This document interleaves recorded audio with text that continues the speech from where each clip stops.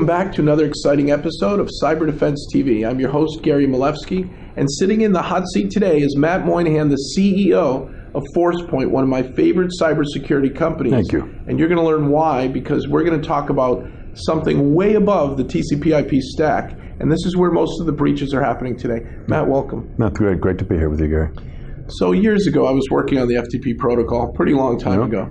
And everyone said, you know, you can't secure the internet. FTP's insecure, file transfer's not secure. Dropbox has come out many years later, and they've had issues. They've added encryption. They've added multi-factor authentication. You know, you're opting in with your phone now so that they know it's you when you're uploading the file, but they're out in the cloud. They're probably still hackable. Where is this all going, and how can we add another layer to cybersecurity? You know, it's a great question. We have been so fixated with this infrastructure-centric mindset. You know, what are we trying to protect? How does it work? We're almost geeks at heart, right? Trying to understand OSI layer and TCP and all of these things. We've forgotten that most security products were designed to stop someone from doing something, full stop.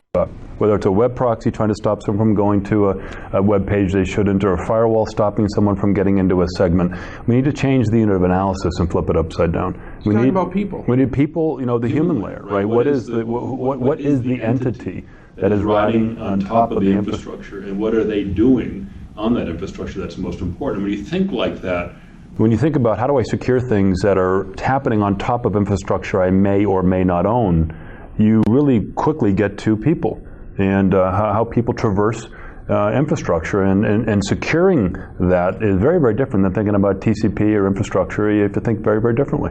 So the firewall vendors wanted to improve their technology. You have your own firewall and some other great things, endpoint security. Pretty much you traverse the whole network fabric to help secure networks. But we're talking about the human layer. So there was app layer security. You're talking about human layer security.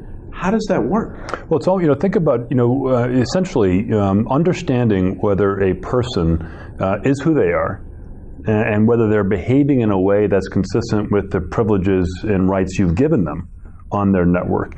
It really is changing the thinking from, you know, stopping everything to making sure that products are user and data aware. You know, are they good users doing things with your data that are acceptable? Right, so you know the firewall market went through a rebirth and a genesis with the next generation firewall, with understanding applications coming in and out.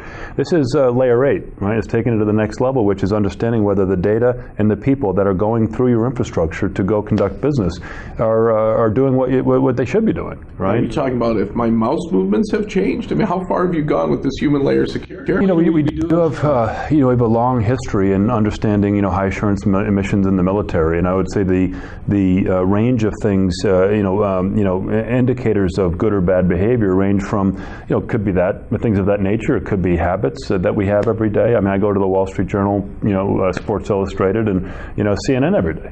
Right? If I didn't go there, maybe it's not me. Right? There's little crumbs that we've forgotten that companies like Amazon, Netflix, and others use to curate, you know, their experience with their customers that I think security can learn from. It's not just around the tech anymore. So you're really building a profile of dynamic data points around humans' interactions as they're connected to data and the internet. Yes. And the corporate networks. Yes, and we're doing it for, you know, for number one, to protect people. You know, people now are the single greatest target to try to get into an organization. Right? Hackers, nation states smell blood before they smell silicon. Right, they really do. They're going after people. And so 90% of all breaches now take place through some sort of identity or credential theft. If there's two Garys in the network, and one's the real Gary, I mean, it sounds like movie-like, right? How do you surface that the other person has compromised that identity and will likely do something wrong? You know, kick them off the network. Sounds amazing. So I would think those have deployed Forcepoint. They may not even want to publicly say it because they have less breach risk. And nobody wants to be a target, but everybody's getting attacked, right? Yeah. So question I have on deployment, how fast can this behavioral human-focused model go? How quickly can Forcepoint be deployed at an enterprise? And maybe give me an example of a typical customer deployment and profile. Sure. So there's many entry points into, you know, our solution set. They can be by a simple point product. You could buy a behavioral aware firewall. behavioral aware DLP. These are products that have been out in the market for a long period of time, but they're, most of the products out there right now in the security space, and I say this with all respect to the industry, are dumb. Right? They're not aware of the people or data that are flowing over them, right? So in some cases, companies will come in and say, hey, I really want to have that layer 8 firewall and have a higher degree of trust between segments to make sure that, someone who's doing something bad doesn't abuse their privileges.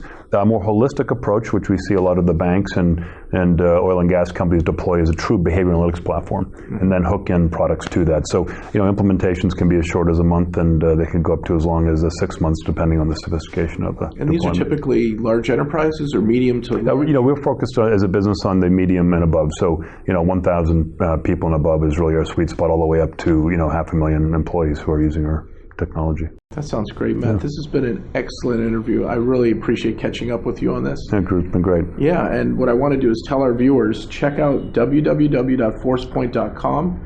Channel driven, which means if you're not a channel partner, check into their channel program right away. Yeah. And if you're looking to buy, I'm sure they're going to point you in the right direction for human-centric cybersecurity. I think this is the future. We're going to see less breaches. This is the kind of wave that's coming, and Matt and his team have started it, which is really, really exciting. Check them out, and then visit us next time at cyberdefensetv.com for another exciting interview and another great CEO like Matt sitting in the hot seat. Thank you.